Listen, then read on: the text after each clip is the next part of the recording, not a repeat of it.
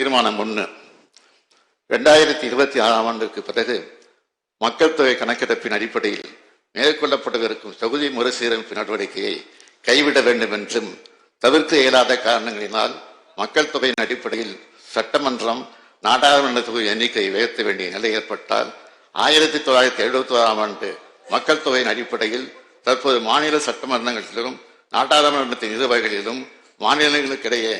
எந்த விதத்திலும் தொகுதி எண்ணிக்கை உள்ளனவோ அதே விதத்தில் தொடர்ந்து இருக்கும் வகையில் சட்ட திருத்தம் மேற்கொள்ள வேண்டும் என்று ஒன்றிய அரசை இப்பேரவை வலியுறுத்துகிறது.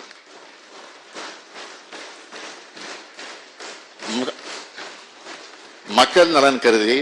50 ஆண்டுகளுக்கு மேலாக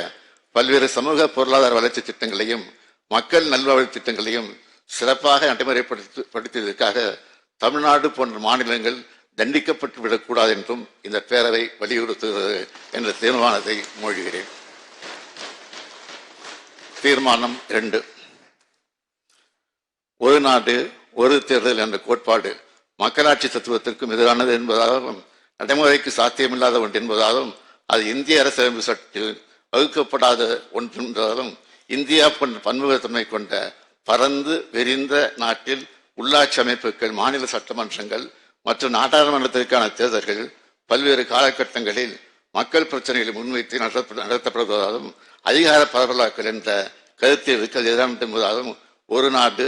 ஒரு தேர்தல் திட்டத்தை நடைமுறைப்படுத்தக்கூடாது என்றும் ஒன்றிய அரசு இந்த பேரவை வலியுறுத்துகிறது எனும் தீர்மானத்தை